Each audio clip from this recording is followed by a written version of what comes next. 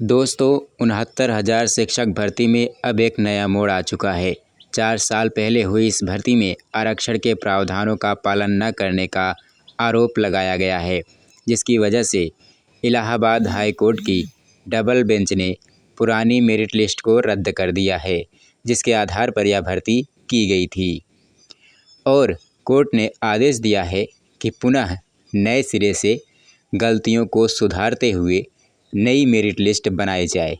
इसके लिए सरकार को 3 महीने का समय भी दिया गया है। दोस्तों, जब भर्ती प्रक्रिया पूरी हो चुकी है, टीचर स्कूलों में पढ़ा रहे हैं, तो क्या हो गया जिससे ये मामला फंस गया? आखिर ये मामला कैसे फंस गया? दरअसल हुआ यह कि जो अभ्यर्थी सामान्य मेरिट में फाइट किए थे, उनका चयन सामान्य वर्ग में ना करके आरक्षित श्रेणी में कर दिया गया था, जिसकी वजह से आरक्षित श्रेणी की सीटें कम हो गईं और बहुत से आरक्षित श्रेणी के अभ्यर्थी जिनका चयन हो सकता था, उनका चयन नहीं हुआ।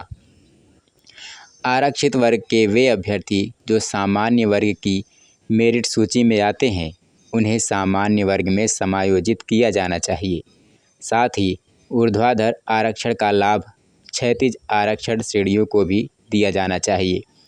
इसके अलावा हाई कोर्ट ने एकल पीठ के उस फैसले को बरकरार रखा, जिसमें 5 जनवरी 2022 को आरक्षित वर्ग के 6800 यानी 6,800 उम्मीदवारों की चयन सूची रद्द कर दी गई थी।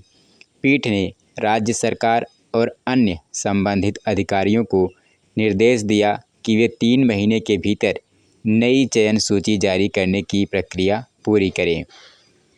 तो सवाल ये उठता है कि जो पहले से पढ़ा रहे हैं, यानी जो कार्यरत शिक्षक हैं स्कूलों में, क्या पहले से कार्यरत शिक्षकों की नौकरी अब चली जाएगी? सरकार अब पूरी तरह से फंस चुकी है। एक तरफ वे शिक्षक हैं जो शिक्षण कार्य कर रहे हैं और एक तरफ वे अभ्यर्थी हैं जिनके साथ अन्याय हुआ है, अर्थात जिन्हें नौकरी मिल जानी चाहिए थी लेकिन मिली नहीं। अब सरकार कुछ भी करे, इन दोनों तरह के अभ्यर्थियों में से एक के गुस्से का सामना तो करना ही पड़ेगा। आलोचना सरकार की होनी ही होनी है।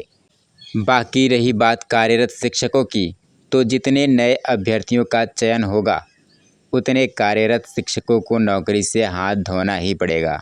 हालांकि कोर्ट ने एक राहत ज़रूर दिया है यहाँ पे, और वो राहत ये है कि वर्तमान सत्र तक कार्यरत शिक्षक हैं वो पढ़ाते रहेंगे, भले ही नौकरी उनकी चली जाए, उन्हें पेमेंट मिलता रहेगा ताकि बच्चों की पढ़ाई ख़राब ना हो। दोस्तों, सरकार के द्वारा की गई इतनी बड़ी गलती, या इसको धांधली कह लीजिए, के बारे में आपका क्या विचार है? हमें कमेंट बॉक्स में कमेंट करके ज़रूर बताइएगा। और ये जानकारी अगर आपको अच्छी लगी हो तो वीडियो को शेयर कीजिएगा और चैनल को सब्सक्राइब ज़रूर कीजिएगा।